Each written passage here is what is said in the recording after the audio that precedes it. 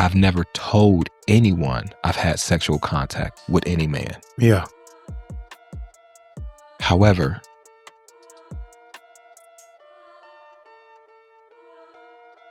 when I was a minor, there was some traumatic, inappropriate things that happened to me. My father went to jail when I was 2 or 3, and he spent 10, 12 years in jail. A lot of my siblings have been in and out of jail. A lot of my uncles and cousins are not here anymore. In that moment, I felt abandoned. Yeah. One minute you have all your family, next minute you don't. Whew. Your whole center of universe, your friends, your family, community. your support system, your community, because those were the people that you were encouraged to hang out with. Everyone else was worldly, right? They could be potentially bad influences. Right. So all I had was that. And so overnight, so then you spiral into this deep depression. Yeah. You don't have, now I'm a 20-year-old man with no guidance, no family. I have paid 100% of every contract I've ever had. Wow. I don't have any, when I tell you I don't owe nobody.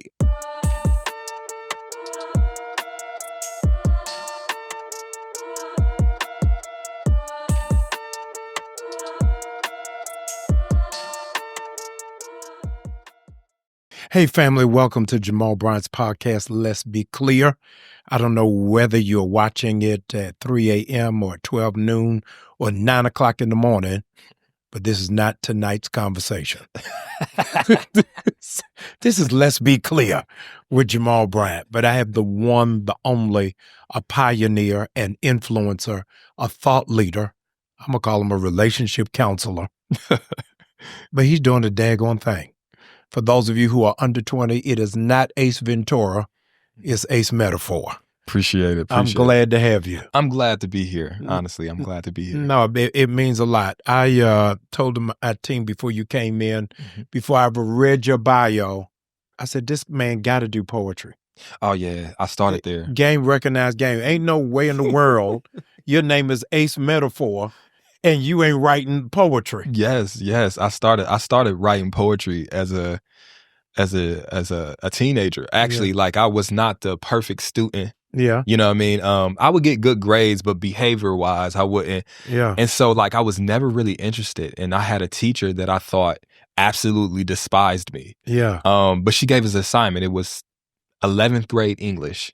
And she gave an assignment and it was to write a poem. And at that point, I had never written a poem before. Wow. And I wrote a poem and then just forgot about it. I did it real fast, forgot about it because I wanted to do an assignment. Right. Long story short, like 3 months later, she had published a book and she held me after class and she opened the book of all the class's poems and she put mine first. Wow. And she said, you have a gift here. Yeah. You have a talent. Yeah. And coming from, like, we never had that connection. Yeah. So it made me believe it more. And from that point, like, poetry has been something that has got me through some tough times. Yeah.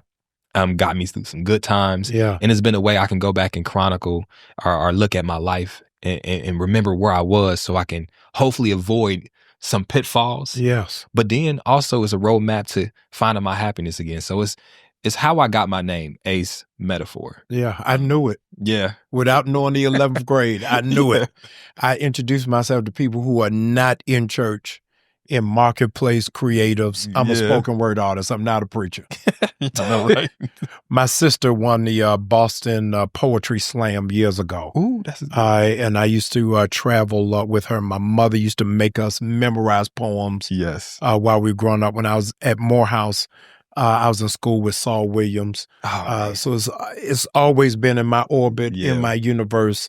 And I think that the thing that is absent from the culture is a proliferation of poets. I agree. That's what is missing from this new Harlem Renaissance. Yes. We got music, we got fashion, we got movies, we got politics. Yeah. But let the poets speak. That we need to bring them back. Yeah. You got to do a spinoff.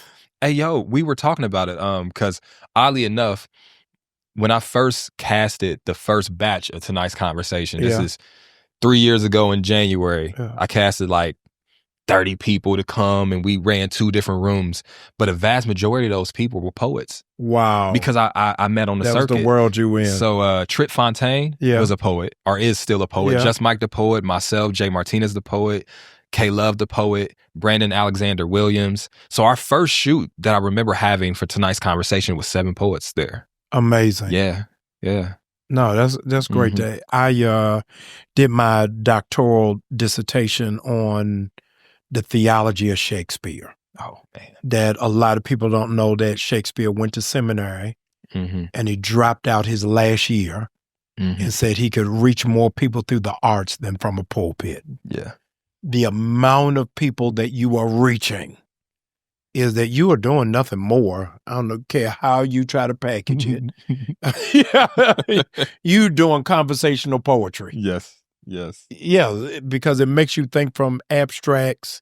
It is going to give you a curveball, but when you shoot straight, it's between the eyes. Yeah, I agree. And I think that that's where people really resonate with you, is not just in your authenticity, but in your rhythm. I agree.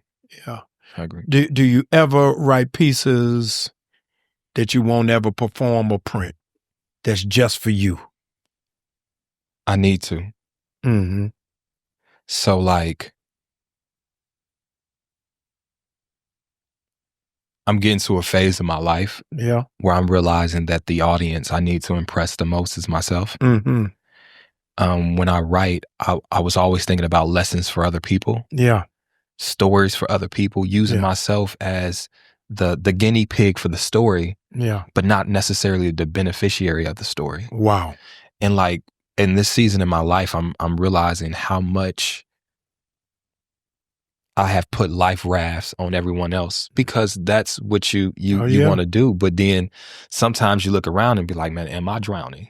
Yeah. You know? And so I'm at this season where if this interview with you or this chapter in my life was themed, it's put your action mask on first. And I think that this is not uncommon for a lot of people, because you've been taught to do unto others, right? You've been taught to do good for others and this, that, and other. But oftentimes you can care about somebody else's mental health, but are you concerned about yours? You can care about somebody else's spiritual growth, but are you concerned about yours? Yeah.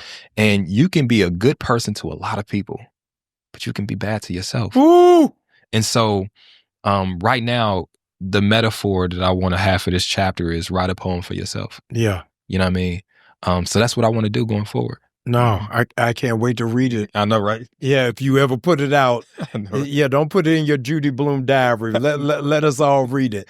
Yes, sir. But part of the handicap that givers have is being the lifeguard. Yeah. That you know how to protect other people's heart while you leave yours vulnerable. Yeah. And that's why artists, creatives, poets, a lot of famous poets had suicide, had depression, had alcoholism, because we are empaths. Yeah. We emote. And I can't even imagine in the last 6 months how much emotion has been rested on your shoulder. Yeah. And then you got to function at a high level. Yeah. Yeah. How do you find that Cirque du Soleil balancing act? Well, I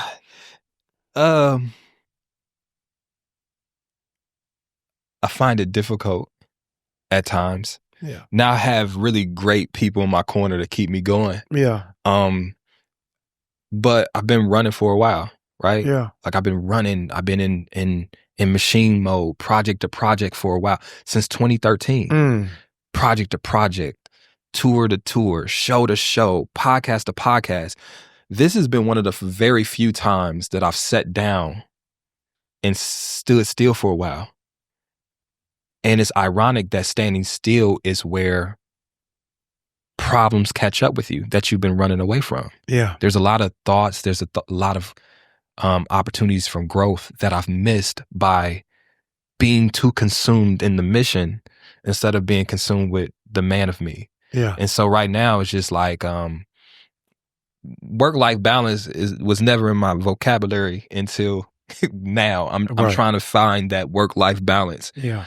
Because when you don't have that, you miss things. Yeah. You miss the important things, the important moments, the important people, the important lessons. Yeah. So, I mean, I'm a work in progress when it comes to balancing the busyness.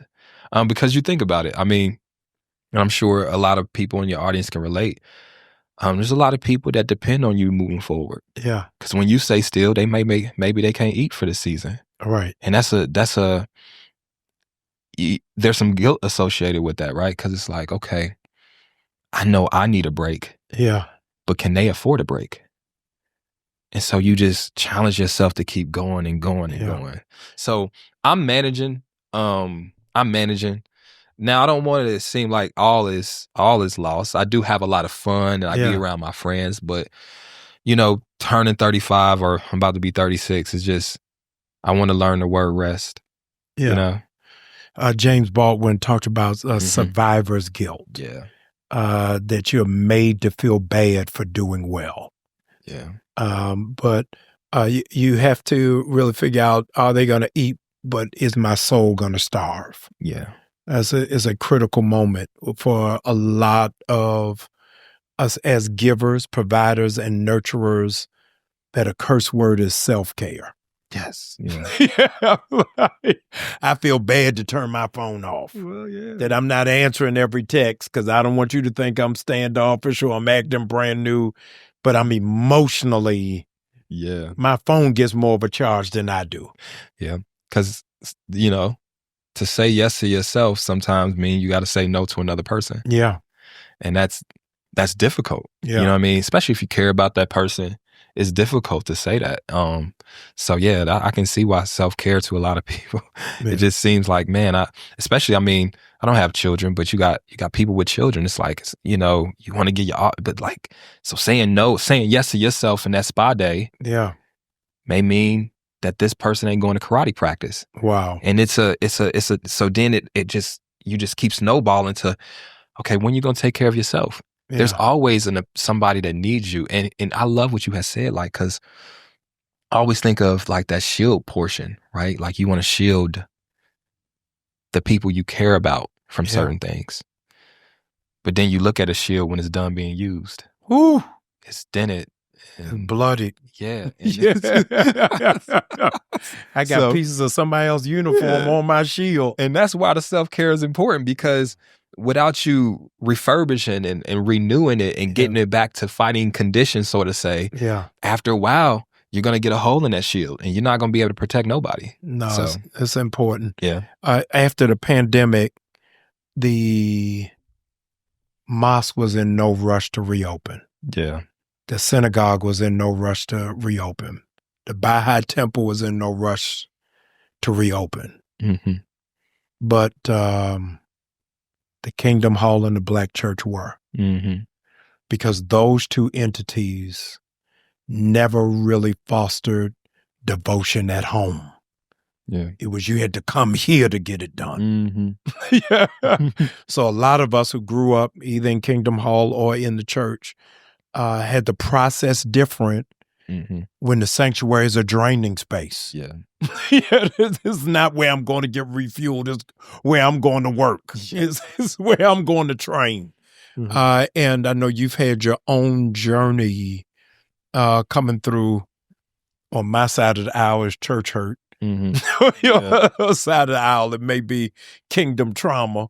But I want you to walk through that you are a part of, only way I can say it, you have the same faith as Michael Jackson. Yeah.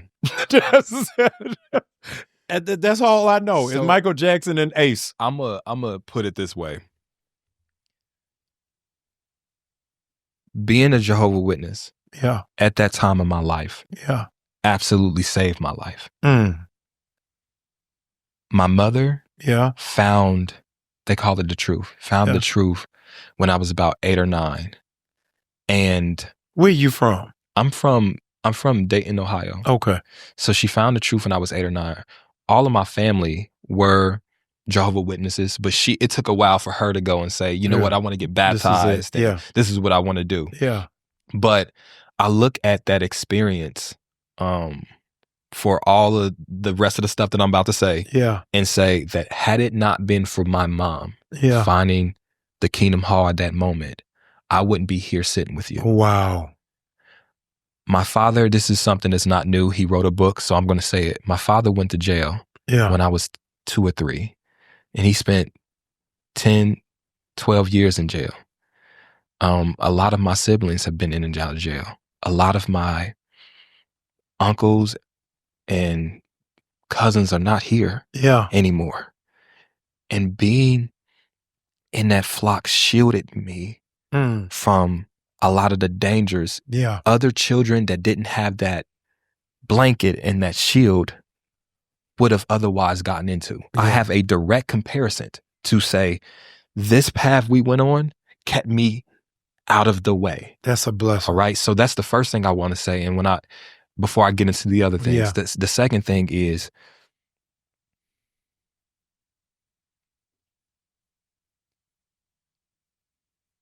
there was so much love at the Kingdom Hall that I never wanted to be outside the Kingdom Hall. However, growing into your own individuality, I got baptized when I was 11 years old. And so when you get baptized as a Jehovah's Witness, it is a lifelong commitment. Right. It is not, you can skipping around. Yeah, you can just change your mind later. Right. So when I was 11 years old, I made a decision to get baptized.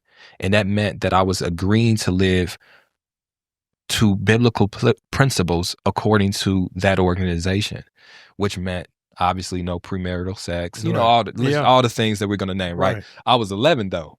So at 11, I didn't know what sex was. Right. And then, I ended up getting disfellowshipped from the Kingdom Hall. At 11? No, I was 19. Okay. I got disfellowshipped when I was 19. And, it was premarital sex. With somebody else who went there or outside? Yes, someone that was there. And we got disfellowshipped together. And sidebar. Who told? Man, listen. Listen. I want to know about snitching. So right. I'm going to tell you what happened. Yes. So I moved out when I was 18. Yes. I moved out and I had got a roommate. Shout out to my man.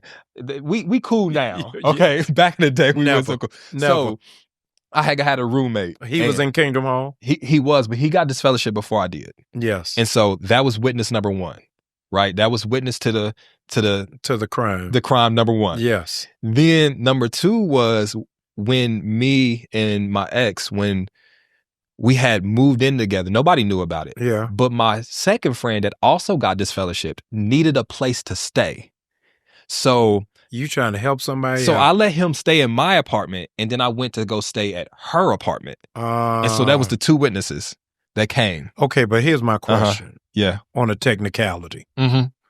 How were they able to testify when they had lost? So look, okay. So this is the real. Okay. They're not credible witnesses. Yes, they're not. And that's what I thought, right? Yes. But ultimately, I will say this. I didn't know it then, but I know it now. Again, oftentimes when you're in that season and you're in the mousetrap, you can't see that this was the best thing that happened to you. Oftentimes it's 10 years later and you be like, okay, that was the best thing that ever happened to me. I got disfellowship not because they came forward, it's because me and her lied about it. Ooh. We were untruthful because to your point, I'm like, they ain't got no case. Right. They ain't got no case. I mean, these people don't count. Right. So me and her lied about it. And that's why I got disfellowshipped. And I've been running ever since. Before you go down that trail, again, I know very limited. I got to ask you this. Does the kingdom often offer a restoration process? Yes. Okay. So had I had chosen to submit to the discipline, because it's an act of love, it's discipline. If I had chosen to submit, it could have been, 6 months to a year, and I could have got back reinstated. Yeah. Matter of fact, I got reinstated once and then got disfellowshipped again. Right. So and even now, they've also because I got elders that still call and check on me. They still even though I'm disfellowshipped, they still reach out to try to get me to come back. Nice. They've recently changed some stuff where if you go to the hall now, they'll greet you. Because for a long time, you didn't get greeted, So they've made some improvements to welcome those sheep that were lost back. But then also at the same time, there's more of an emphasis to keep you there instead of saying, Be out. So my experience is a 15 to 16-year-old experience. Yes. The light there has gotten brighter. But here's the challenge. I'm saying this to you, and I know this is going to be counterproductive. Yes. The challenge is,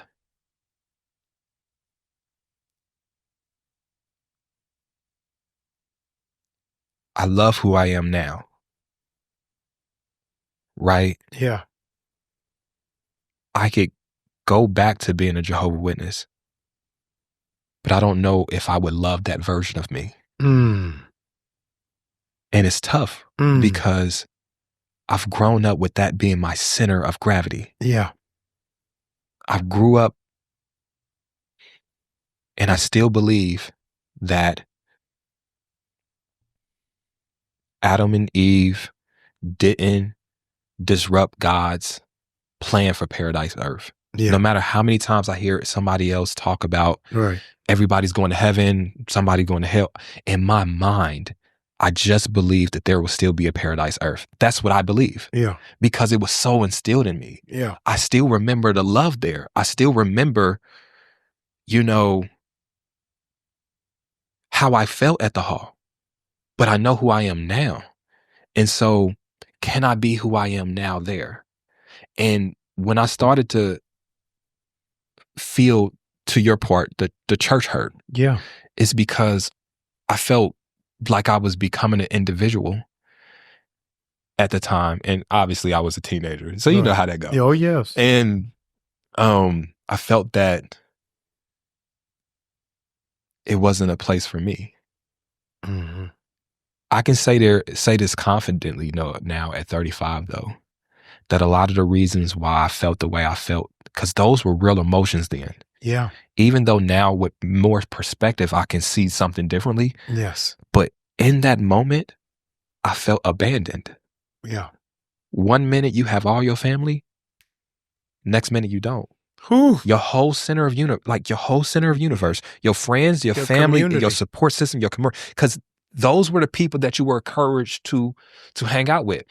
Everyone else was worldly, right? They could be potentially bad influences. Right. So all I had was that.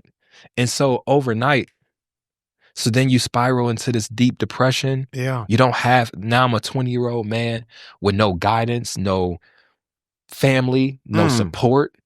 Like I had to make it. Yeah. I couldn't go back and call somebody for help. Yeah.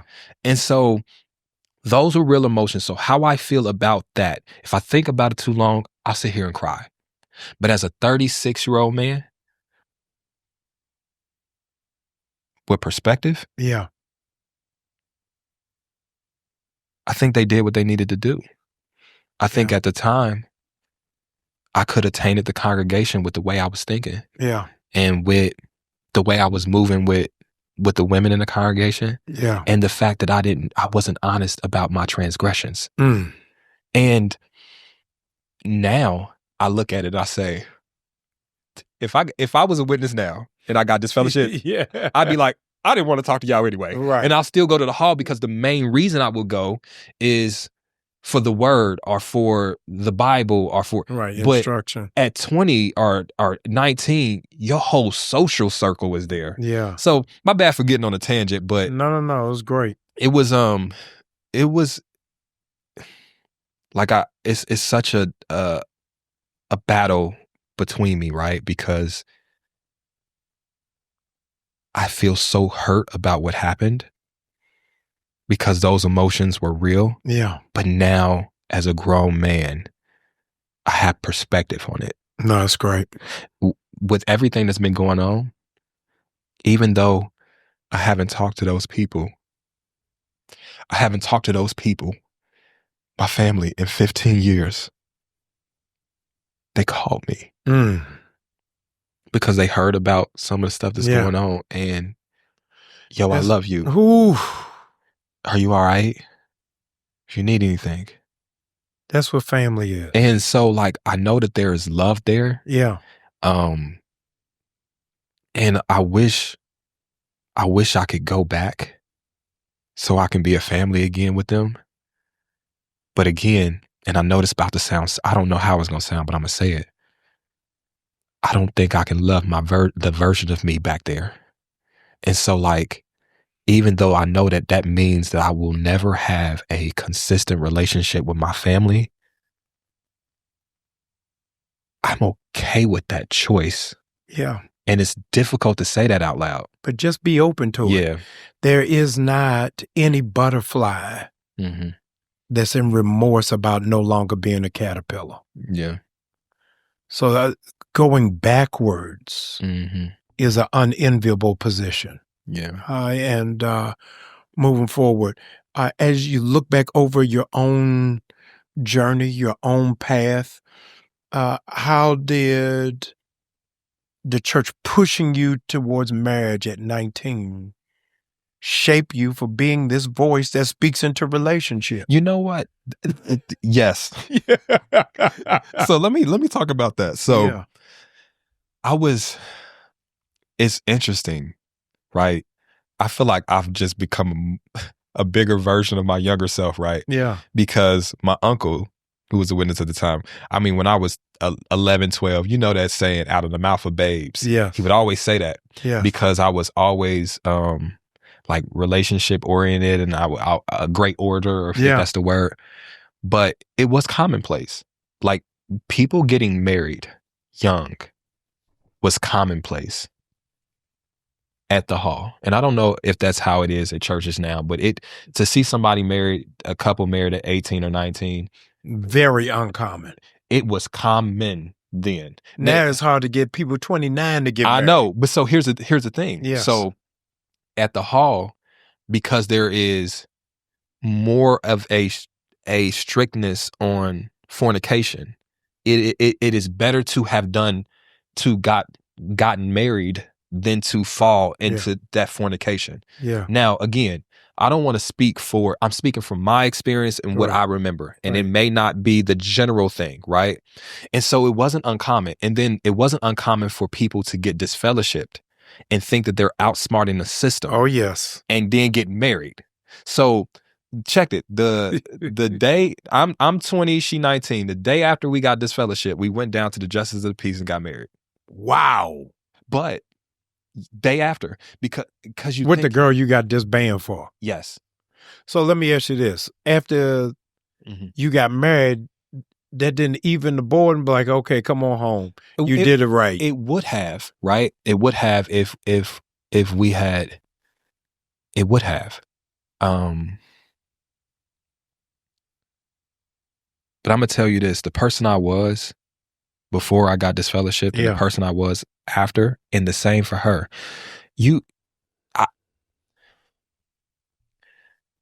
Again, I can stand tall on my individuality now, but without my support system now, I don't know what I would be doing. Wow. Right? So with all this going on in the internet today, that, everybody that's watching can probably aware of what's going on in the internet today. If I didn't have my support system now, I don't know where I would be. Because it's difficult. Glad you got it. I am. Even being confident in my individuality, right? And confident in myself to, my esteem, I still need people around me now to help me get through this. Now, going back to being 20,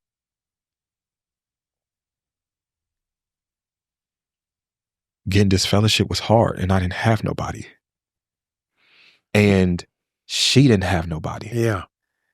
And it's like something that a wise person would have been able to predict, but an inexperienced one wouldn't have seen that calamity coming. Because you like, all right, well, I mean, we good. I mean, we got a good relationship. Let's go get married. And then it's like, hold on, maybe we had this good relationship because we could always hang out with our friends together. Maybe we had this good relationship because I can call my mom and get advice, and you can call your dad and get advice. Maybe we had this good relationship because we were at the hall and we had this and we had this. And then maybe we had this good relationship because we were happy. And then I'm telling you, I don't think an ordinary person would be able to understand how that fast everything you know can change. Like it's equivalent to how I put it is it's equivalent to, and it's gonna sound extreme, but it's the truth. It's how I feel. This is my experience. It felt worse than death. Oh yeah. Because wait, what felt worse than death? Get married or the people disappearing? Oh yeah. Because they're there, but they're not there. Like, fast forward now, this is 16 years later.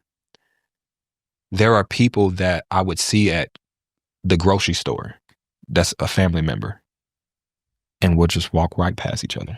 Good grief. So it's difficult. Now, it's difficult for the receiver of the discipline, obviously. And it's probably difficult for that person to fall in line with the structure of the organization, because in order for the discipline to work, people got to be in alignment. And you got to compartmentalize that feeling. So, but for the person experiencing it at 20, very difficult. So again, what pushed me to getting married at 20 was trying to circumvent and thinking that I was smarter than the rules. And yep. How long into the marriage before you got divorced?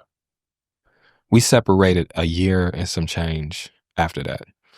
When they're disfellowshipping you, is that like a trial? Is that a council meeting? Is it old school? You guys stand in front of the church? Now, I don't know how it is now. Yes. For me, it's a council of three elders.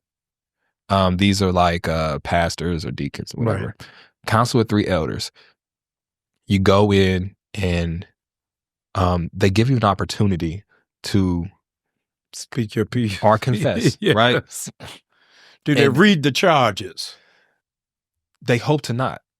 So like, had I had went in there and said, yes, I have been having premarital sex, and yes, it's been multiple different times, they probably wouldn't have had to prance out the other guys, right? Yes. But because I went and I wasn't truthful, now they pranced out the other men.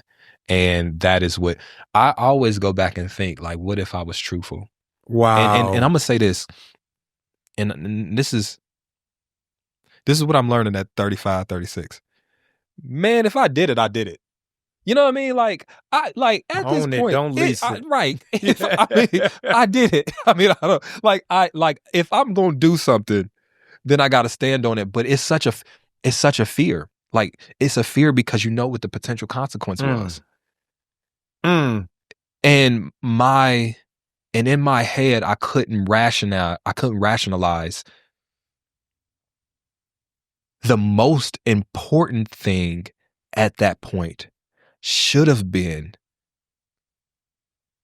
how did God feel about what I was doing? But I was selfishly thinking about my access to my friends and my family. So if I could go back again, I would have been truthful. I definitely would have. How do you think the hearing would have gone if at that moment you shared with the council what you were exposed to by church leaders? Yeah. Different. And I want to be clear and careful. What I was exposed to wasn't by a church leader. It was from someone within the church.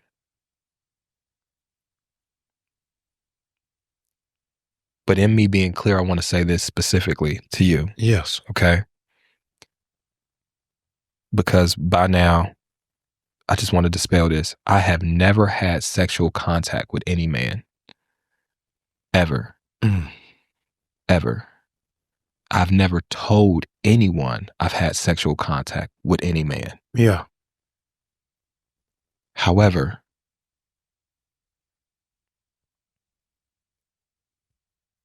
when I was a minor, there was some traumatic, inappropriate things that happened to me that very few people knew about.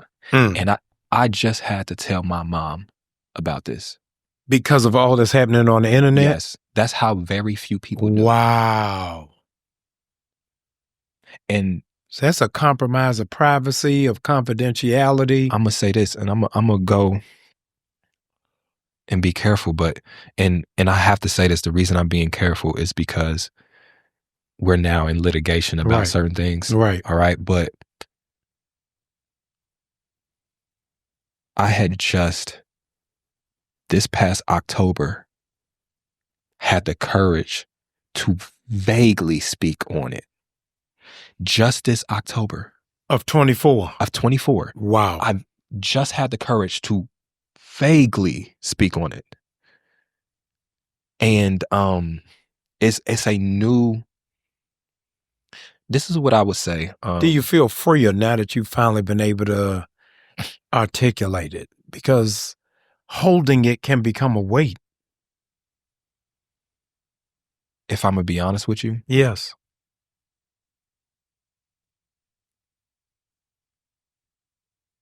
I regressed it. It was in the recesses of my mind. It like my life as a Jehovah Witness, my life being disfellowshipped, coming back, that whole thing was so traumatic to me. Yeah. That I put it over there and I started running. That's why I was saying I've been running ever since. I've been running. I've been glad distracted. You're catching your breath. Exactly. I've been distracted so long that it wasn't until October that I had the courage to, for the first time, say me too. Yeah. You know, and was unfortunate, and I'm being careful. You're doing great. Is that while there is some relief in that, it's been weaponized against me and perverted so much. Yeah. That it is re-traumatizing me. I'm so sorry. And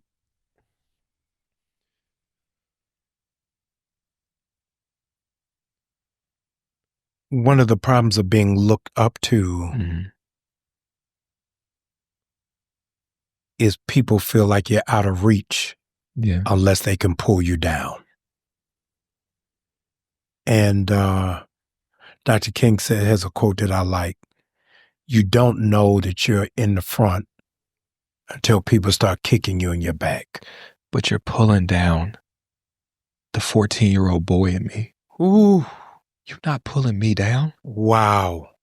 You pulling down the 14-year-old boy in me. You're not pulling me. Yes. And that's the part where I'm saying, like, in no world, there are a lot of things. I've been on the internet for a very long time. Yeah. I'm going to be honest with you. I'm not shocked when people believe what they want to believe or say this and say that. Right. But certain things. We need a support group. Yeah, I know. It's certain things that's like, you would figure is so out of bounds that even your worst enemy wouldn't try to use that. Mm-hmm. And so to just stick the landing on this, when you talk about that weight,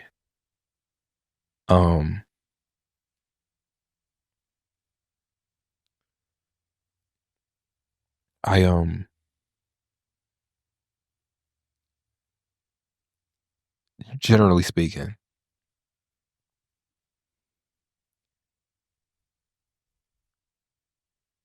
and sorry, I'm just trying to be careful. No, take your time. Grooming works if it's done right. Yeah.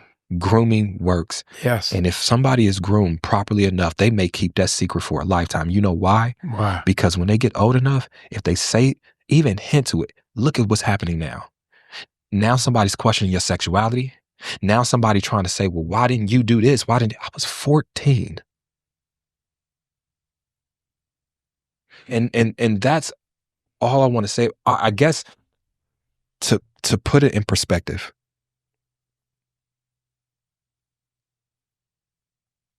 the very moments I started to confront what I needed to confront within myself. Yeah.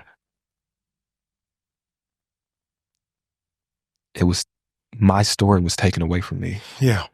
And now millions of people online know this perverted lie exaggeration of a story. And my voice has been taken away from me, man. And I'm gonna stick to landing by saying this. I got love for everybody. I don't want nothing negative to happen to nobody. I want everybody to prosper. I want all the supporters, all the fans, everybody to prosper. But I want to prosper too. And with no apology. And in this season of rest, I am addressing a lot of the things that I've been running away from. Yeah. And although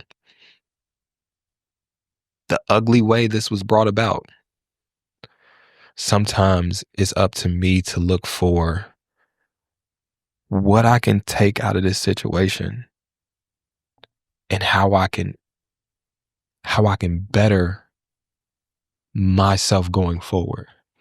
And so powerful.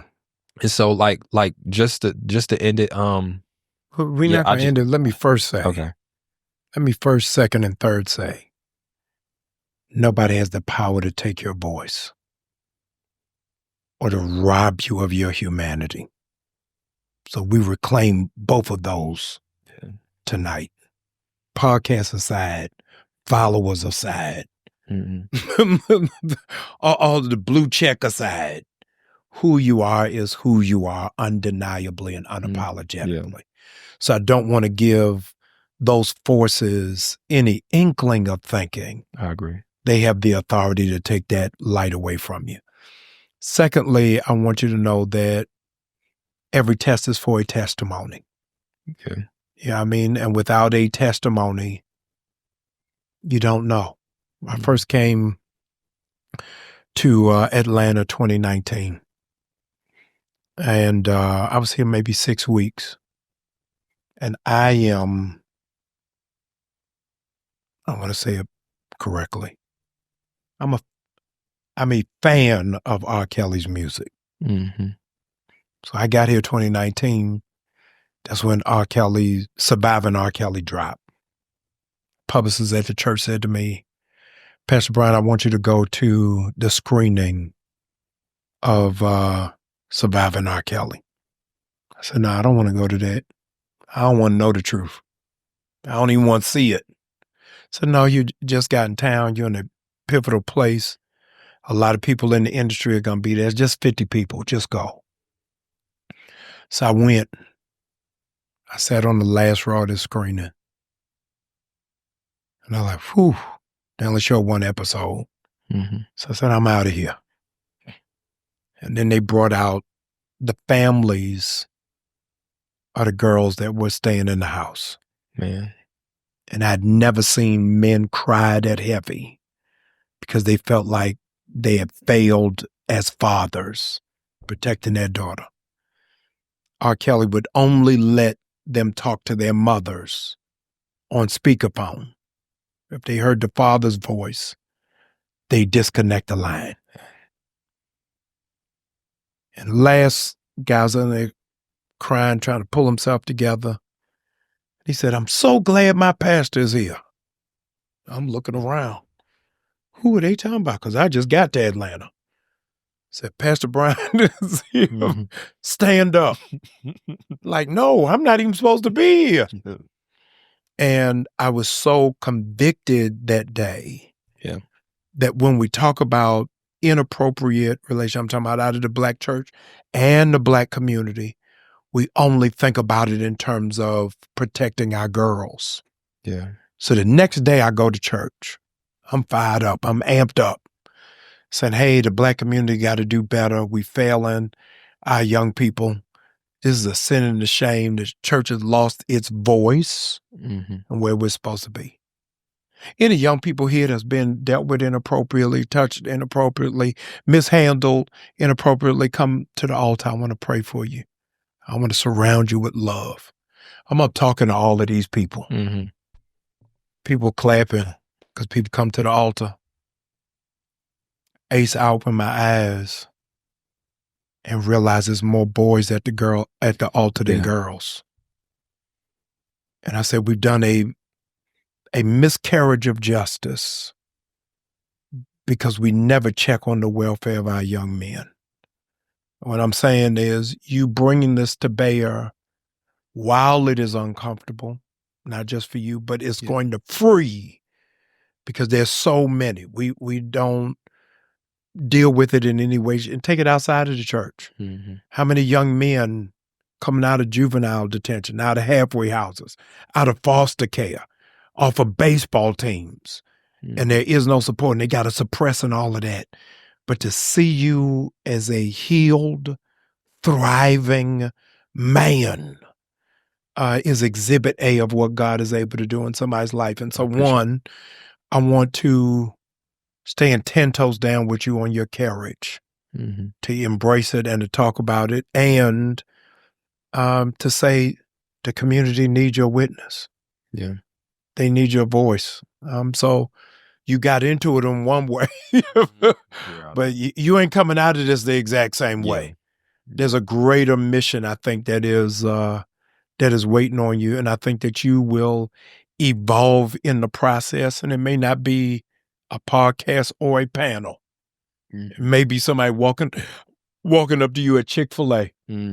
Like, hey, man, can I talk to you for a minute? Yeah. But claim your voice and claim your strength. Yeah, I agree. Yeah. Yeah. Breathe. I appreciate it. Yeah. You know, it's like, and so maybe I did misspoke. Like, I don't feel like the voice is gone. Yes. But I do feel like it was my story to tell. Yes. And that is the most unfortunate part about this. But nobody can tell your story better than you. Exactly.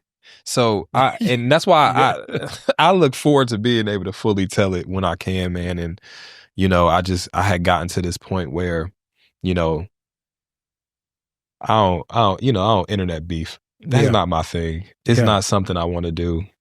It's never something how I want to come across. I never want to go back and forth with anybody on the internet. You know, that's not. Yes. You know, and in the world of Drake's, B.J. Cole. Yeah, just stay away from.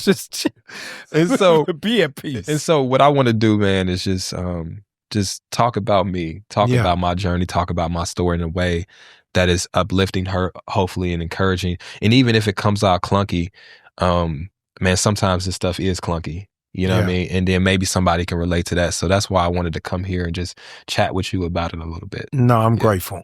Is there any money involved? Anybody owed any money? Let me look this. Let's deal with it all. Let me say this to you. Yes. I have paid 100% of every contract I've ever had. Wow. I don't have any. When I tell you I don't owe nobody, nobody. Yeah, right. But I started tonight's conversation, and I've never gotten a loan. I've never gotten sponsorship. I've never had an investor, nothing. Everything that we've produced has been out of my own dime, my own hard-earned money. And I'm not sitting here like trying to brag about this, but I take pride in being. We've had over 100 different guests on tonight's conversation, and everybody who's had a contract to be paid has been paid. Our podcast. I'd like to have a contract. I know, right? And I'm gonna tell you this, because what a lot of people on the internet don't know, a lot of time, most podcasts, sometimes you got to pay them to get on the pod. Yes. And so our podcast becomes a lot of people's first actual paid gig to get on there. So I don't owe anyone any money. And let me say thank you for not charging me to go. No. I just want to put it on record. Thank you. I'm just glad you came out the goodness of your heart. I know, right? But like, it's a thing. Like, I think it's a thing. Not only when I do, let's say I did a shoot in October. And I think we had brought 17 influencers. Not only were they paid a daily rate, we flew them all out to Dayton and we lodged them for 3 days. Wow. And I mean, not to get too heavy in that, but you're talking about North, you're in the 6 figures and that's how much that shoot costs when you think about the talent and everything. Right. We pay people here.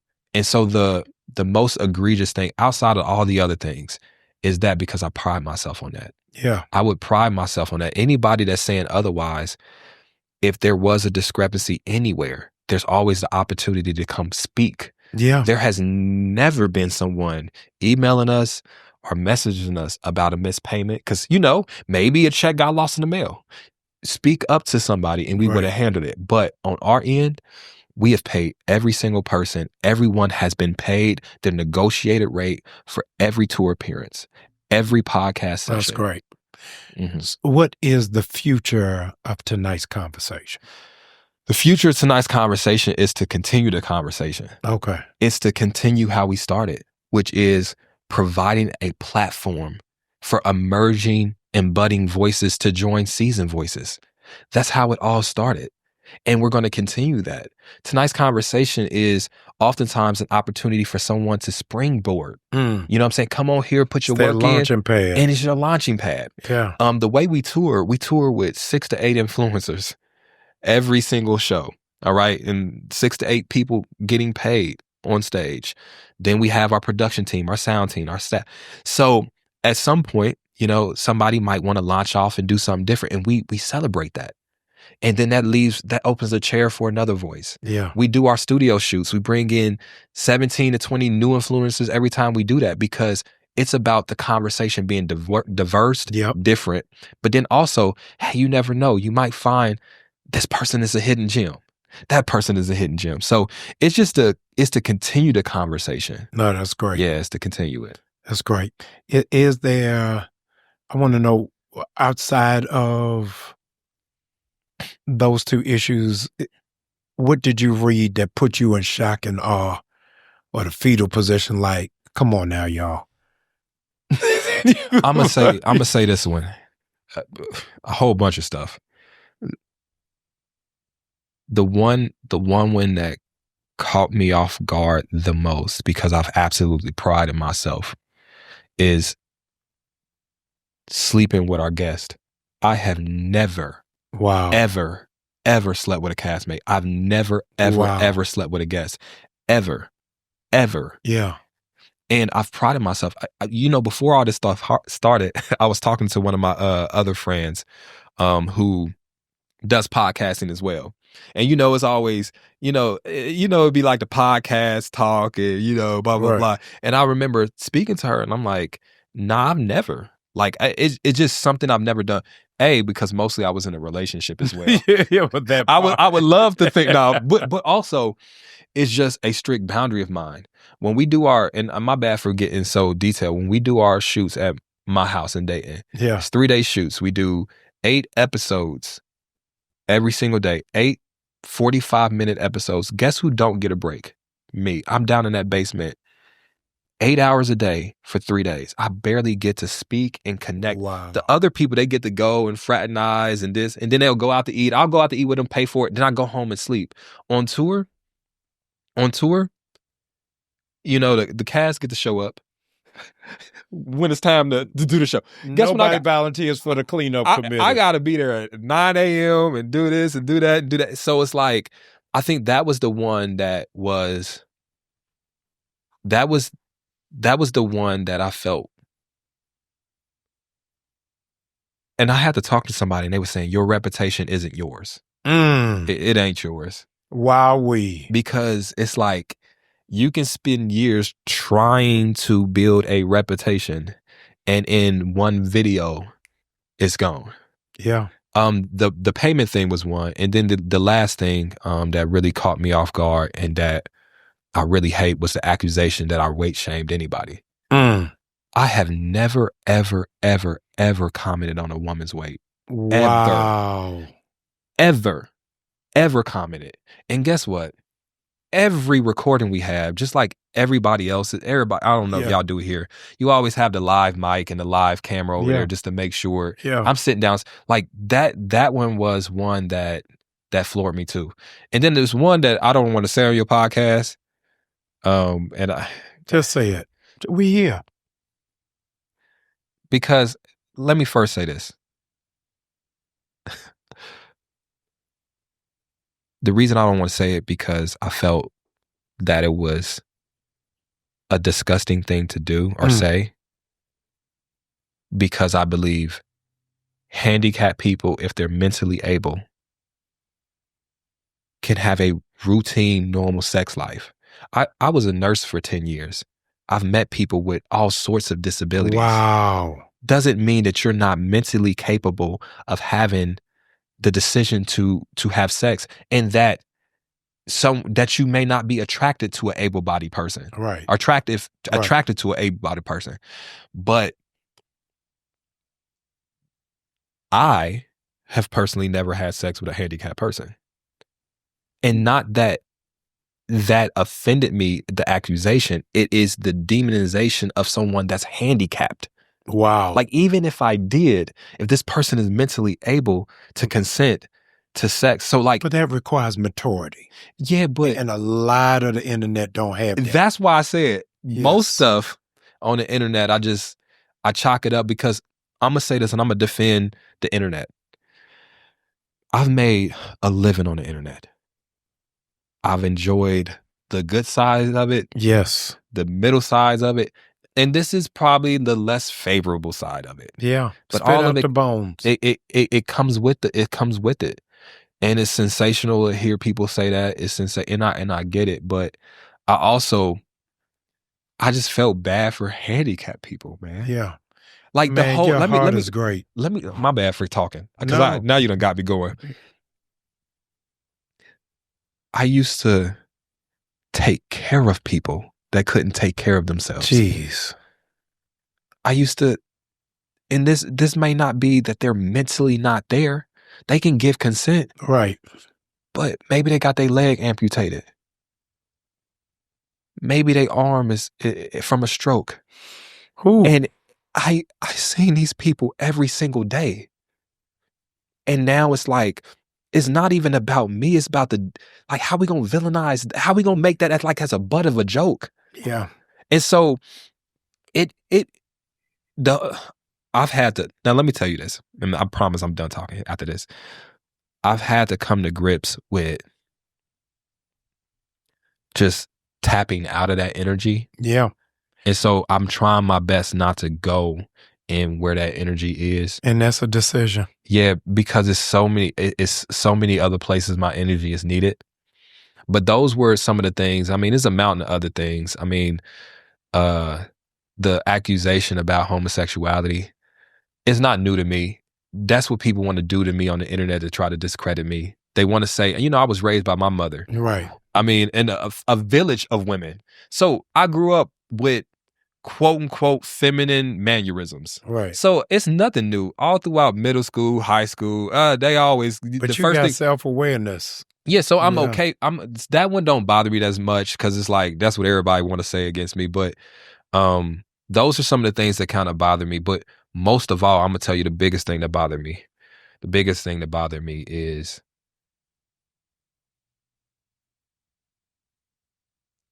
and I'm gonna be careful. I feel betrayed. And that's an honest emotion. I feel betrayed. Legitimately so. That's it. And you were. It ain't a feeling. I feel it. It's a fact. Yeah. Monuments are never built in honor of critics. Yeah. You have built something great. And can I say one more thing? You say two things. Again, I've been on the side of the internet a few times. Yeah. So, not trying to overreact, but poured so much into it. Yeah. To see how fast people were willing to believe certain things without pause. It made me think that that's how they already felt about me. Not necessarily. That seed had to be dropped. Yeah. And one of the things that we have to do is not digest that negative thought. My sister's a therapist. Mm-hmm. And shout out to Dr. Tamer.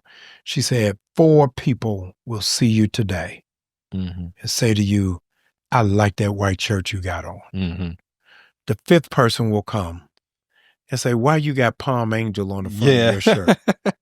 You just showing off flossing. You will walk away and you won't remember what them 4 people said. That's a good point.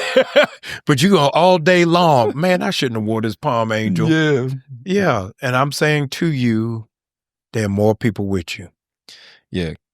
You still got a second thing. We still on that first one. But I wanted to park here just to say to you, there's a whole lot of people who are cheering for you. And I also want to say that in this space, I'm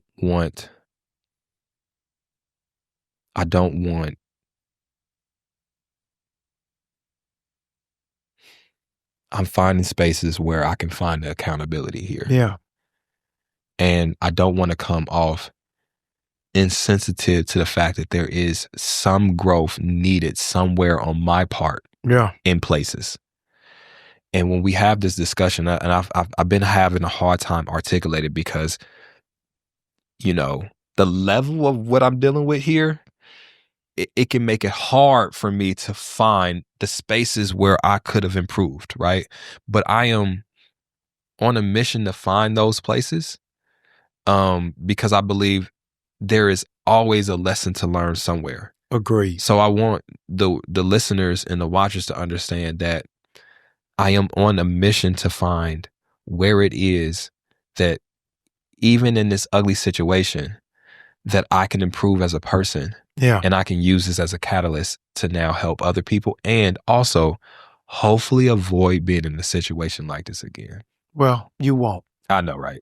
I know, right? As long as that camera keep rolling, I know, right? It is bound to happen. In the words of every Black grandmother, they talked about Jesus. Yeah, it's go happen. Yeah, so it's got to happen. You just are more equipped for the battle. Yeah. And you're stirring for the fight. I want you to know you got a brother who is cheering for you. I appreciate you. I want to see you win. Yes, sir. They not like us. Let's do it. Yeah. Thank y'all for staying locked in on the Jamal Bryant Podcast. Whenever you are not watching it, go see tonight's conversation. Let's do it. Every other time you need to be right here. I'm glad to have my brother with me, Ace Metaphor. Appreciate you. Got to come back again. We're going to do an open mic night and just let you just spit. I'm in Atlanta now, so I'm down. Oh, welcome. Yeah. We got to have sweet tea and peach cobbler. I know people have been telling me about sweet tea. Yeah, no, you got to. It's going to be great for you. I hope that you will like, follow, and subscribe. And I hope that you will be a partner. I got a whole lot of behind the scenes stuff that I want you to be in on. It may just be poetry, but I want you to get it. Make sure that you're locked in and stay subscribing to our Inner Circle of Trust so that you can hear the real story that we can't talk about on the podcast. I love you, and I'll see you next time. Appreciate it.